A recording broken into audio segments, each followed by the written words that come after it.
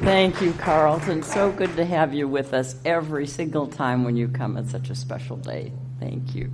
And I'm not alone in that.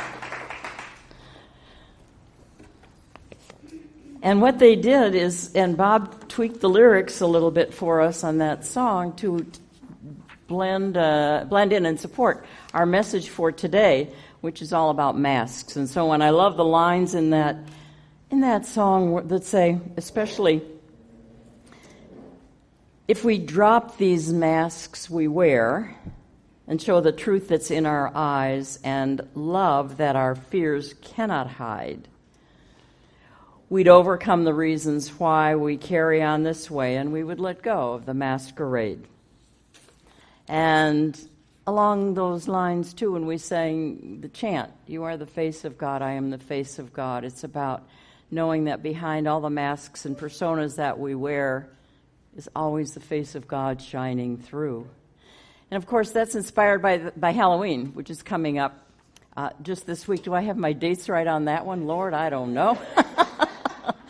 Give me a new big calendar. Wednesday, I believe. Is it Wednesday is Halloween? Thank you. And it's, as I said last week, it's kind of been our theme this month. It's a favorite holiday for a lot of people, especially for kids, of course. And it reminds me, as adults, of what a great opportunity this is for us to sort of recognize that the scary stuff can be laughed at. We can exaggerate it. It can even be fun. We can be actually entertained by being frightened. It puts things into perspective in a way, because often our fears can be like these monstrous things that just overtake us. Well, at Halloween, we kind of say, the bigger the better, because I know they're not real. So let's explore that a little bit. Actually, this Halloween theme is an opportunity to step up to our fears and just say, boo, boo to those fears. It's a good way, a shortcut way of putting them into perspective. And last week, along those lines, we talked about what is your scary story? What's your scary story? Because Halloween's all about scary and scary stories. And it was about how our fears are always framed in a story that we believe, a story that we tell ourselves. But the thing is, as we talked about last week, a story is just a thought, and we are always reminding ourselves, change your thinking, change your life. And so last week it was about change your story and change your life. And that's one way to say boo to whatever is scaring us. Change the story. Now there's another life lesson that we can take from Halloween, and that has to do with the Halloween masks that are an integral part of Halloween. I mean, that's just part of one of the main ingredients. And there's an infinite number of masks to choose from. If you remember when you were a kid and you maybe went to the costume store with your mom or dad and got to pick out a mask, there are all kinds of, there's scary ones, powerful ones, glamorous ones, funny ones, real-life character masks, and more. And when we would put on those masks, and especially if you watch a child with that, instantly we become that character. Whatever the mask is, we become that because we've got the mask on. And that character will elicit from folks around us pretty much the responses we want. I mean, if it's a scary mask, I'm a scary person, and you better respond to me as being plenty scared. And generally we do when we see the mask, whether we're playing or whether it is maybe a really scary mask and it's got us a little bit scared at first. So there's a lot of fun going back and forth with the charade of these masks. But as one of my colleagues said a number of years ago, and I've never forgotten it because I like the way he put it, Halloween is that rare time when we wear our masks in front of us instead of what we usually do, which is wear them inside of us, inside our heads, with all our built-up protective ways of relating to each other and even to ourselves. Our masks are inside. Now, the thing is, most of the time we're unaware of those internal masks. But what I want you to do today is ask yourself, what might be a mask that I am wearing? And more importantly, just who is behind that mask? You know, one of our core values here is being authentic. And that is a challenge, isn't it, to really be authentic. I believe a part of it, though, is getting behind that mask, being willing to relinquish the masks, and there are many. So I'm inviting you to ask yourself, what might be a mask I'm wearing? Who's behind that mask? What is the fear that is keeping me behind that mask? And who am I behind that fear? Who am I behind that protective mask? Because our fears are not our identity. They're not who we really are. So the title today is, Who's Behind That Mask, or Who's Behind Your Mask? And then, while you're thinking about all this, I invite you to also consider that the mask is not only unnecessary, but it's actually in the way of you having the most fulfilling experience of living your life. They really are in the way. Of course, it can be downright unnerving and scary to take off that mask. But when you realize the magnificence of you that lies behind that mask and the power that's supporting you to take that risk, the mask will be easier to let go of, and you'll come to wonder, why did I ever think I needed to wear it at all? I don't know if you've ever been in a situation where, for some reason, either someone has all of a sudden said something so affirming to you that you recognize that you just dropped your persona, your kind of tools in place to get approval, and they gave you, they were so, a lot of times when we fall in love or someone falls in love with us, that's a good time when that happens, and we have permission without even thinking about it to drop the mask and just be who we are. And it's because someone has said, wow, you are really incredible. I love you just the way you are. Isn't that freeing? But we don't have to wait for someone to do that for us. We can do that for ourselves as we work on recognizing that there's someone absolutely magnificent inside and behind all those masks that we've created for ourselves.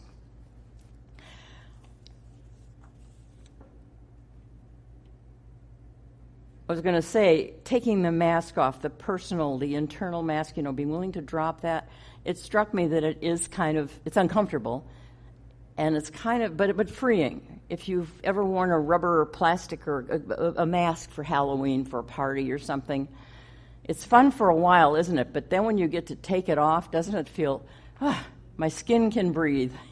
I feel free. I feel refreshed. I think that's the same kind of experience when we're willing to drop our own masks. And the validating truth behind those masks is what you hear here every Sunday in some way, the Science of Mind message, which is, you were created whole, perfect, and complete, intended to express your uniqueness, not what anyone else says you should be, but your uniqueness, your one-of-a-kind individuality. That's what you were created to do and be. The poet Robert Browning calls that your imprisoned splendor. Now, when is the last time you said, gee, I'm just walking around an example of imprisoned splendor? Yeah, me either. I haven't done it either. And in fact, a lot of times I forget that. I don't think about myself as being someone with all this splendor imprisoned. But he saw that. He said that. That's a version of what we're saying. It's in there. But through our lives, we feel vulnerable. And I'm going to say we have a perception of vulnerability. So much so that we believe it. And so to protect ourselves, and this comes gradually through our lifetime, we start developing behaviors that will hide and protect our uniqueness because we feel vulnerable. And maybe we even try to change our unique expression by maybe imitating someone else or by creating another image, which would be like putting on that mask. And when we do that, let's ask ourselves, how do these masks serve us? We think they serve us, and here's how we think they do. And it's so similar to a Halloween mask again. But the first thing is that when you put on a mask, you get instant results, don't you? There's no waiting, no processing, no patience required. I mean, when your Halloween mask is on and boom, you're that character. And when we put on our own mask, our internal protective mask, it's kind of the same thing. We don't have to go through a process of really discovering who we are and how we can be who we are. We are instantly that protected something to project out there, and we get immediate results. And we love instant, don't we? We love instant. And so that mask provides us an opportunity to rather instantly change our identity and generate the responses that we want to get from others. It's a little bit manipulative, don't you think? But it's just out of self-protection. So another aspect of that is a mask serves us by also giving us control. We can put on this mask, this internal mask or an external one. When we're on Halloween, we can say, yeah, I'm immediately in control of how people are going to react to me. Well, guess what? We have that same belief when we put on our internal mask that we can control. We really can start to sort of control how people are going to respond to us. Third thing about these masks and how they serve us, or so we think, is protection. And so we all know examples of, and maybe have been this, arrogant, intimidating, and what those masks do is really hide the sense of vulnerability that we have. They give us a sense of power and protection, and maybe no one will know how really weak and impotent we feel and out of control we feel. Another way that a mask serves us is validation and opportunities. So that I'm going to say there's a people-pleasing mask that is real popular, and that one so quickly can hide our feelings of inadequacy, and instead we think help us to secure popularity, acceptance, status, confidence, by just please all these people. So I'm going to put on this mask that is pleasing to those around me and will evoke the things I want to evoke from them. So you get the idea. But what really happens when we're wearing these masks is they're not the solution at all. They are the problem. They're the problem. Because if we're really honest with ourselves, we realize that actually the thing we're trying to secure for ourselves, to get for ourselves by means of hiding behind our masks and projecting this other persona, whether it's we want to be empowered, we want to be loved, we want to be confident, those things, they really keep eluding us. If you think of a time, and by the way, let me say these masks that we wear internally are a matter of degree. Some of them are very subtle. And as I think about this, I can think of a lot of times through my life, and probably still now, where, oh yeah, there's that mask again. And do I want to look behind it? So, yeah, maybe for a moment or two or a little while, the mask makes us feel empowered and loved and confident. But the thing is, the things that we get by means of being behind that mask really elude us. Or if we get them, they don't last long at all. And they're not satisfying because we know how we got them. Second thing about masks is they truly distance us from others and even from ourselves. I mean, think about how you are at Halloween party where you know the people, but when you all have masks on, when we all have masks on, it's fun, and we say, I do know I know these people, and they know me, but it's a little bit off-putting, isn't it? A little bit distancing until you know exactly who is behind that mask, who's behind that mask. And the truth is, behind our own internal masks, when we are walking around behind those, we are also distancing ourselves from others. They can sense it. More importantly, we're distancing ourselves from ourselves. From ourselves. And more even than that, living behind the masks that we create for ourselves fosters distrust. because it's kind of like if I can't trust myself behind this mask, I can't trust myself to take it off and be who I am, how can I trust other people? How can I know that they're being authentic with me? So they foster distrust. And another way that they are anything but do anything but serve us, but are rather in the way, is they become a crutch. Our masks are that we construct become a crutch and a habit, so that we're not even aware of them after a while. When I first got sober and was in a 12-step recovery program, honesty was the first lesson that we had to learn. And it was, of course, a really blatant, the first one was like, be honest that you got a problem with alcohol.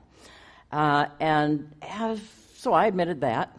And then I thought, okay, I realize I've been dishonest about my drinking, but now I've admitted to that, so I got it fixed. I'm honest now.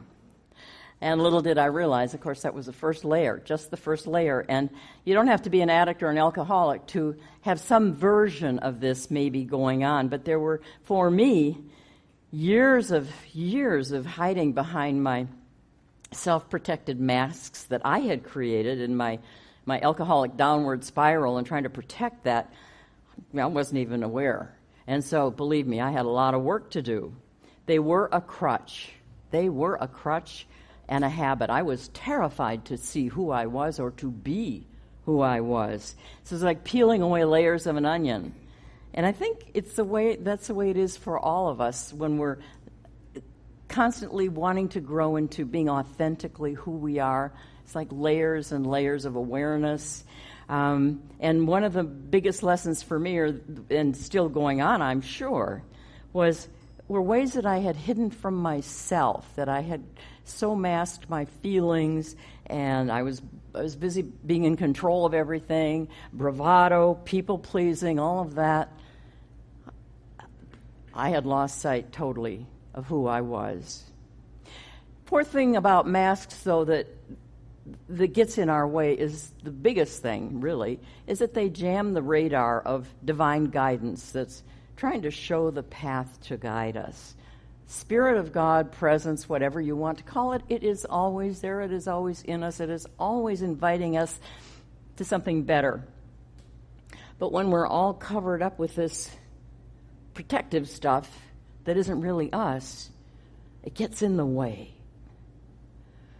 But here's the beautiful thing. We don't have to hide. We don't have to hide the marvelous beings that we are behind a mask.